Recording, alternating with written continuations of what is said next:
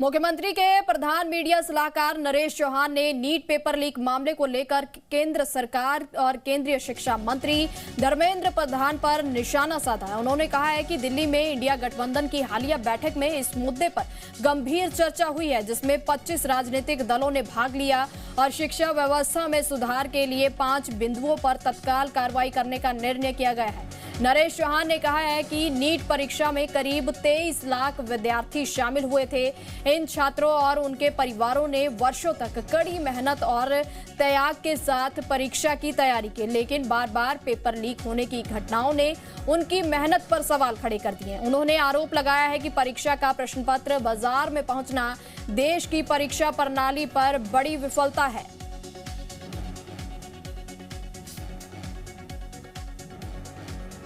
और उस एग्जाम का लगातार बार बार लीक होना और मार्केट में वो एग्जाम बाहर निकला पेपर और बिक रहा था, वो अपने आप में एक बहुत बड़ा लैप्स लगातार जो हो रहा था, उसको लेके पूरे देश में जो माहौल था उसको कल इंडिया गठबंधन ने और सभी नेताओं ने, माननीय राहुल गांधी जी ने तो इसमें पहले दिन से एक बात कही थी कि भारत के जो शिक्षा मंत्री है उनको इसकी जिम्मेदारी लेनी चाहिए और नैतिकता के आधार पर अपने आप को इस्तीफा देना चाहिए।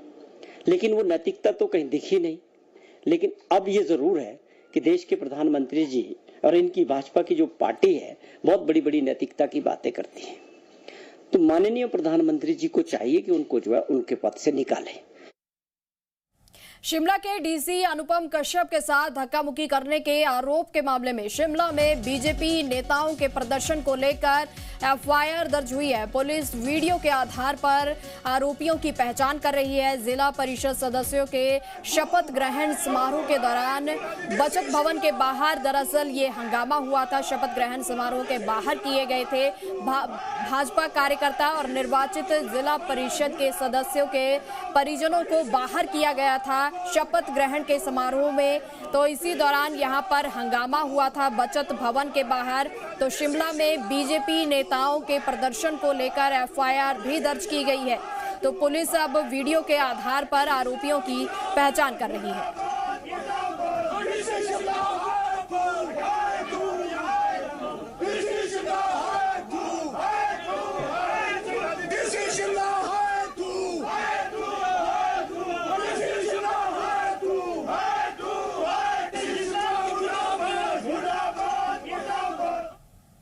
अब रुक करते हैं अगली खबर का। आनी से बीजेपी विधायक लोकेंद्र कुमार ने प्रदेश सरकार के द्वारा मंगलवार को बीएमसी केंद्रों से दूध खरीद बंद करने के निर्णय को किसान विरोधी बताया है। महिला विरोधी और तुगलकी फरमान बताते हुए इसकी कड़ी निंदा की है। उन्होंने कहा है कि एक मुख्यमंत्री और कांग्रेस सरकार बड़े बड़े दावे करती है कि किसानों और महिला स्वयं सहायता समूहों की आय बढ़ाई जा रही है, जबकि दूसरी ओर जमीनी हकीकत यह है कि दूध उत्पादक किसानों को 2-2 महीने तक भुगतान नहीं मिल रहा है और अब सरकार दूध खरीद ही बंद करने की तैयारी में जुट गई है।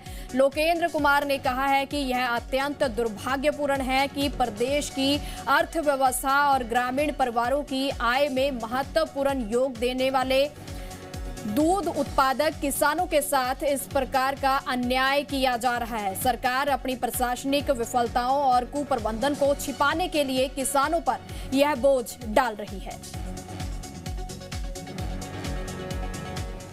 सरकार से आदेश आया है, जो सरकार का सुख की सरकार का एक तुगलकी फरमान जो आया है, जारी हुआ है कि मंगलवार को दत्तनगर के जितने भी बीएमसी है उसके अंतर्गत जो दूध नहीं खरीदा जाएगा और ये बहुत ही दुर्भाग्यपूर्ण फैसला है। आप एक तरफ से महिला किसानों को और दूध उत्पादक किसानों को कह रहे हैं कि हम आपकी आय को दुगना कर रहे हैं, हम आपकी आय को बढ़ा रहे हैं। दूसरी तरफ से 2-2 महीने से पेमेंट नहीं मिल रही है। अभी भी हमारे क्षेत्र में 2 महीनों से पेमेंट नहीं मिल रही है। वर्तमान की सरकार ने इसके ऊपर कोई काम नहीं किया है। और जब मैंने विधानसभा में प्रश्न लगाया था कि हमारे क्षेत्र में कितना दूध जो है प्रतिदिन पैदा होता है, तो जवाब में मिला था कि 1 लाख लीटर दूध हमारे क्षेत्र से पैदा होता है। परंतु सरकार ने इस ओर कोई भी ध्यान नहीं दिया। इसीलिए अपनी नाकामी को छुपाने के लिए अब इस बहाना ढूंढ रही है कि किस तरीके से जो है 4 दिन जो है महीने के 4 दिन को जो है दूध को बंद किया जाए। अपने दत्तनगर के मिल्क प्लांट को बढ़ाने के लिए अभी तक क्या रूपरेखा तैयार की है, ये मैं प्रश्न पूछना चाहता हूँ। अंतर्राष्ट्रीय शिमला ग्रीष्मोत्सव 2026 के दूसरे दिन मंगलवार को हिमाचली संस्कृति की पहचान नाटी सामाजिक जागरूकता का सशक्त माध्यम बनकर उभरी है। Mother against abuse and addiction theme पर आयोजित विशेष महानाटी में शिमला के विभिन्न ICDS खंडों से आई करीब 250 आंगनवाड़ी कार्यकर्ताओं और सहकारियों ने एक साथ कदम ताल करते हुए नशे के खिलाफ जागरूकता का संदेश दिया है। शिमला मॉल रोड पर आयोजित इस कार्यक्रम में पारंपरिक वेशभूषा में सजी महिलाओं ने महानाटी पर न केवल हिमाचली लोक संस्कृति का रंग बिखेरा बल्कि समाज को नशे के बढ़ते खतरे के प्रति सुचेत भी किया है। महानाटी से यह संदेश दिया गया है कि नशा केवल एक व्यक्ति नहीं बल्कि पूरे परिवार और समाज को प्रभावित करता है। हिमाचल प्रदेश की राजधानी और पहाड़ों की रानी शिमला में इंटरनेशनल समर फेस्टिवल की धूम है और दूसरा दिन इंटरनेशनल समर फेस्टिवल का आप तस्वीरें देखिए। कहा जाता है कि हिमाचल प्रदेश में कोई भी बड़ा आयोजन हो तो वो बिना नाटी के पूरा नहीं होता और ये आज एक महानाटी का आयोजन यहाँ। लेकिन ये महानाटी सिर्फ उत्सव का माहौल नहीं है बल्कि एक बहुत बड़ा संदेश अपने साथ लिए हुए है। Mother against abuse and addiction और इसके साथ साथ एंटी चिट्टा का संदेश यहाँ पर महानाटी के जरिए दिया जा रहा है। 250 से ज्यादा महिलाएं पारंपरिक परिधान में आपको नजर आ रही होंगी जो हिमाचली परिधान में है और यहाँ एक पूरा संदेश हिमाचल प्रदेश के लोगों के लिए, हिमाचल प्रदेश से बाहर आए लोगों के लिए और एक बड़ा आकर्षण का केंद्र ये महानाटी यहाँ पर बनी हुई है। और लगातार पिछले कई सालों से हम देख रहे हैं कि एक संदेश के साथ महानाटी का आयोजन होता है और न सिर्फ स्थानीय लोगों के लिए बल्कि जो तमाम सैलानी आते हैं बाहरी राज्यों से उनके लिए भी एक आकर्षण का केंद्र बना हुआ है। शिमला समर फेस्टिवल 12 जून तक चलने वाला है और 12 जून तक अलग अलग गतिविधियां यहाँ पर आयोजित की जा रही हैं जो शिमला आने वाले सैलानियों के लिए एक आकर्षण का केंद्र बनी हुई हैं। Senior camera person Ashok Soni के साथ अंकुश डोभाल, जी मीडिया, शिमला। हिमाचल प्रदेश में पंचायत और नगर निकाय चुनाव खत्म हो चुके हैं। जनता अपने नए प्रतिनिधि चुन चुकी है, लेकिन अब एक सरकारी नोटिफिकेशन ने नए राजनीतिक और कानूनी विवाद को जन्म दे दिया है। 6 जून को पंचायती राज विभाग द्वारा जारी अधिसूचना में नवगठित पंचायतों की पहली बैठक 27 जून को आयोजित करने की बात कही गई है और उसी बैठक में संबंधित प्रधान द्वारा नवनिर्वाचित सदस्यों को शपथ दिलाने का प्रावधान भी रखा गया है। यहीं से विवाद शुरू होता है। विपक्ष का आरोप है कि इस व्यवस्था से यह सवाल खड़ा हो गया है कि पहली बैठक तक पंचायतों का प्रशासनिक अधिकार आखिर किसके पास रहेगा, पुराने प्रधानों के पास या जनता द्वारा चुने गए नए प्रतिनिधियों के पास। भरमौर से विधायक जनक राज ने इस जनादेश को अपमान बताते हुए सरकार पर राजनीतिक लाभ लेने की कोशिश का आरोप लगाया है और चेतावनी दी है कि यदि यह अधिसूचना वापस नहीं ली गई तो मामला हिमाचल प्रदेश हाई कोर्ट तक ले जाया जाएगा। अब रुक करते हैं अगली खबर का। प्रदेश में सरकारी स्कूलों में शिक्षा की गुणवत्ता और व्यवस्थाओं का आकलन करने के लिए उद्देश्य से हिमाचल प्रदेश विश्वविद्यालय शिमला की सामाजिक अंकेक्षण टीम के द्वारा कुल्लू जिले में किए गए व्यापक सामाजिक अंकेक्षण ने शिक्षा व्यवस्था की कई सकारात्मक उपलब्धियों के साथ साथ कुछ कमियों को भी उजागर किया है। इसी विषय को लेकर जिला कुल्लू के मुख्यालय ढालपुर के अटल सदन में एक कार्यक्रम का आयोजन किया गया। इसी कार्यक्रम में विभिन्न स्कूल प्रबंधन समितियों के सदस्य भी उपस्थित रहे हैं। कार्यक्रम में जहां स्कूलों में शिक्षा की गुणवत्ता, भवन व अन्य सुविधाओं को लेकर चर्चा की गई, तो वहीं यह भी पाया गया है कि कई जगहों पर स्कूल का भवन ही नहीं है और बच्चे किराए के भवन में शिक्षा ग्रहण कर रहे हैं। इसके अलावा घाटी के कई स्कूलों में शिक्षकों की भी कमी नजर आई है। कि हमारी रिपोर्ट में आपके स्कूल को रखा गया है। इसमें 1015 स्कूलों में से 203 स्कूलों को 20% स्कूलों में ये सोशल ऑडिट की पब्लिक हियरिंग है।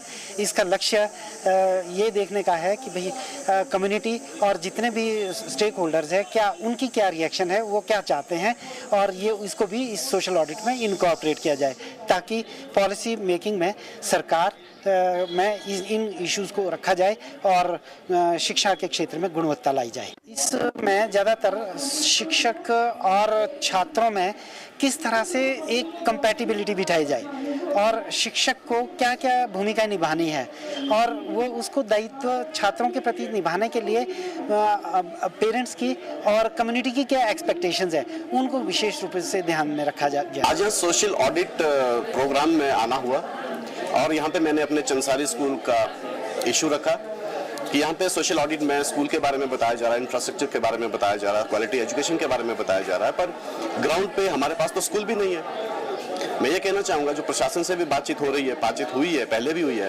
और मैं पर्सनली कहना चाहूँगा कि कई बार इस चीज़ के बारे में डिबेट हुई, बातचीत हुई, पर ग्राउंड पे इम्प्लीमेंटेशन जीरो है।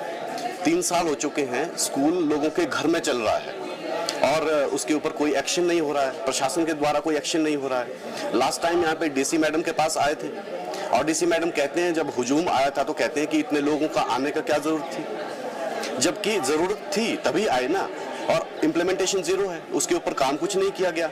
मुझे लगता है कि स्ट्रॉन्ग फॉलोअप लेने की जरूरत है जो कि नहीं हो रहा है। राजधानी शिमला में आयोजित इंटरनेशनल समर फेस्टिवल का सोमवार को भव्य आगाज हो गया है। समर फेस्टिवल की पहली सांस्कृतिक संध्या का शुभारंभ हिमाचल प्रदेश के राज्यपाल कवेंद्र गुप्ता ने किया। इस अवसर पर विभिन्न क्षेत्रों के आए कलाकारों ने अपनी रंगारंग प्रस्तुतियों से दर्शकों का भरपूर मनोरंजन किया और पहाड़ी संस्कृति की छटा बिखेरी। राज्यपाल ने कहा है कि उन्हें समर फेस्टिवल का उद्घाटन करने का अवसर मिला, जो उनके लिए गर्व और खुशी की बात है। उन्होंने आयोजन से जुड़े जनप्रतिनिधियों, नगर निगम और जिला प्रशासन को सफल आयोजन के लिए बधाई दी है।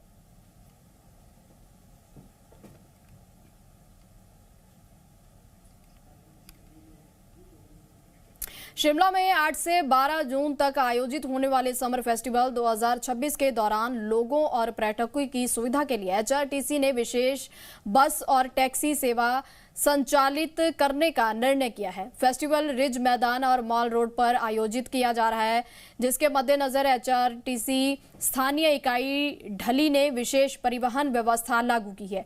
8 जून से 11 जून तक हर दिन शाम 6 बजे से रात 10:30 बजे तक और समर फेस्टिवल की अंतिम रात 12 जून को शाम 6 बजे से रात 12:30 बजे तक अतिरिक्त बसें, टैक्सी, टेम्पू सेवाएं चलाई जाएंगी। ये सेवाएं नियमित निर्धारित बस सेवाओं से अतिरिक्त होंगी।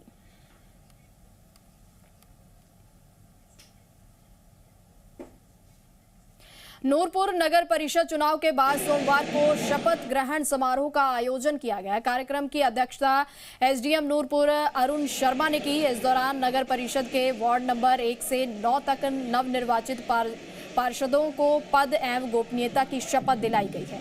एसडीएम अरुण शर्मा ने जानकारी देते हुए बताया है कि नगर परिषद के सभी नवनिर्वाचित पार्षदों ने विधिवत शपथ ग्रहण की है। उन्होंने कहा है कि अध्यक्ष एवं उपाध्यक्ष पद के लिए चुनाव के लिए आवश्यक कोरम पूरा नहीं हो पाया, जिसके चलते इन पदों का चुनाव फिलहाल नहीं करवाया जा सका। उन्होंने बताया है कि नियमानुसार 3 दिनों के भीतर कोरम पूरा करने की प्रक्रिया अपनाई जाएगी, जिसके बाद अध्यक्ष और उपाध्यक्ष पद के लिए चुनाव करवाया जाएगा।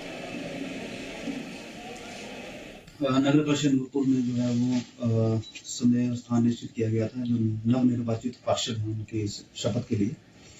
तो सभी जो 9 वार्ड के 9 जो पार्षद थे उन्होंने शपथ जो है ग्रहण की।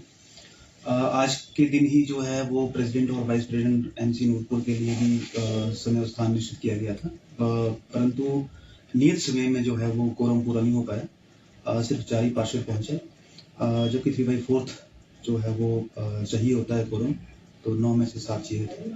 अभी जो है वो अगला प्रोसीजर ये है कि आगे नॉट मोर देन 3 डेज में जो है वो हमारे को अगली डेट जो है फिक्स करनी पड़ती है। तो अभी ड्यू कोर्स ऑफ टाइम में वो भी फिक्स कर दी जाएगी। उसमें जो है वो फिर कोई किसी प्रकार के कोरम की आवश्यकता नहीं होती है। हमीरपुर में इन दिनों गाड़ी चोर गिरोह सक्रिय हो चुका है।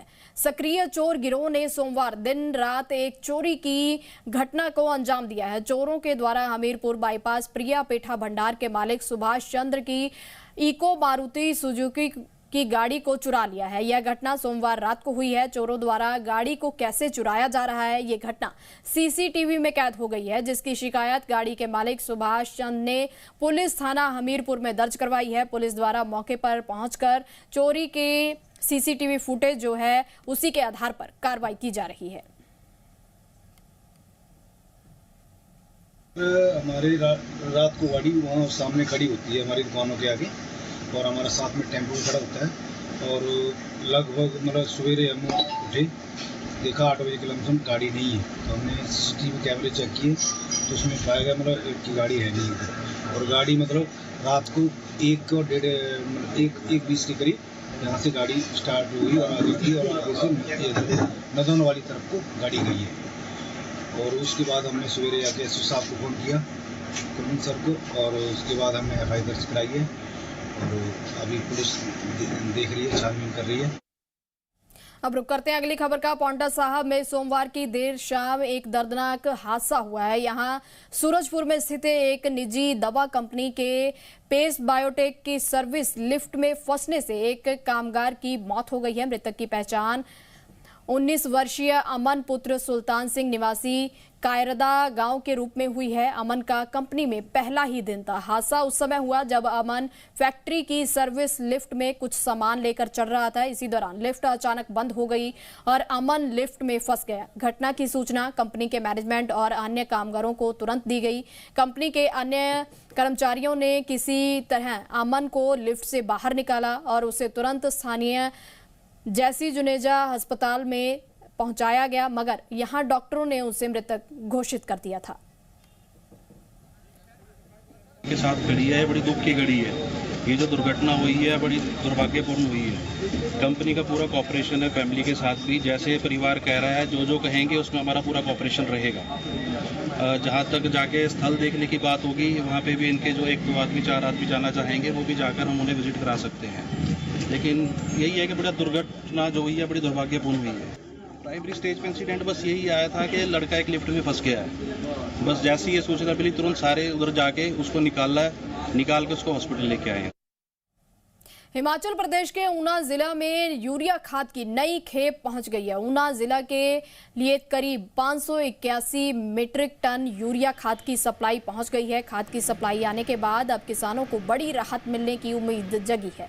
कृषि कार्यों के साथ साथ सब्जियों और बागों में छिड़काव के लिए किसान लंबे समय से खाद का इंतजार कर रहे थे। जानकारी के मुताबिक ऊना जिले में यूरिया खाद की डिमांड 700 मीट्रिक टन के करीब है। ऐसे में 581 मीट्रिक टन यूरिया खाद की सप्लाई ऊना में पहुंच गई है, जिससे ऊना जिला के 5 ब्लॉक में बनी सोसाइटी जो किसानों के साथ अटैच है वहां तक पहुंचा दी गई है। किसानों को सब्सिडी के तहत यूरिया खाद की एक बोरी 266.50 की मिली है। सर, सबसे पहले तो इफ्को में जो हमारे पास हमारा सेंटर मेन ऊना में हमारे इफ्को का मेन सेंटर है, यहाँ पर हमारे पास इफ्को की यूरिया और बाराबत्ती दोनों खाद्य उपलब्ध है, जो कि तकरीबन 1100 बैग मेरे पास इस टाइम अभी यूरिया के और 500 बैग बाराबत्ती 16 के उपलब्ध है, जो किसानों को आने वाली फसल मक्की के लिए बहुत ज़रूरी है। और सर, जैसे कि इफ्को की बात की जाए तो इफ्को ने जो हमारे पास यूरिया खाद है वो तकरीबन ऊना डिस्ट्रिक्ट के 5 विधानसभा में 5 ब्लॉकों में हमारे पहुंचा दी गई है। वहाँ की जितनी भी सोसाइटीज़ है, हमारी जो सोसाइटीज़ किसानों से डायरेक्ट लिंकअप है, उनके पास हमने खाद पहुंचा दी गई है। और जो यूरिया खाद है सर, यूरिया खाद का जो रेट है वो 286.50 है, जो अभी हमने सभी किसानों के लिए पहुंचा दी गई है। हिमाचल प्रदेश के बिलासपुर जिले में नशे के दुरुपयोग को रोकने व नशे के आदी लोगों के लिए सुधार के लिए स्वास्थ्य विभाग द्वारा सख्त कदम उठाए जा रहे हैं। क्षेत्रीय अस्पताल बिलासपुर में OST सेंटर स्थापित किया गया है। वहीं केंद्र स्थापित करने के बाद अब ड्रग्स के मरीजों को घर पर दवाई ले जाने पर पूर्ण रूप से प्रतिबंध लगाया गया है। मरीजों को OST सेंटर पर ही दवाई उपलब्ध करवाई जा रही है। वहीं OST सेंटर का उद्देश्य ड्रग्स के मरीजों को धीरे धीरे नशे की लत से दूर करना, ताकि वह नशा छोड़ जिंदगी को चुन सके। वहीं आंकड़े की बात करें तो OST सेंटर में 14 मरीजों को रोजाना स्वास्थ्य कर्मियों की निगरानी में दवाई दी जा रही है, जिनके हालातों में सुधार भी देखने को मिल रहा है। हमने एक OST सेंटर शुरू किया है, जिसका मतलब है ओपियाइड सब्स्टिट्यूशन थेरेपी। तो जो लोग भी ये ड्रग्स लेते हैं, जो ओपियाइड ग्रुप की ड्रग्स हैं वो लेते हैं, उनके लिए ये एक सब्स्टिट्यूशन थेरेपी शुरू की है।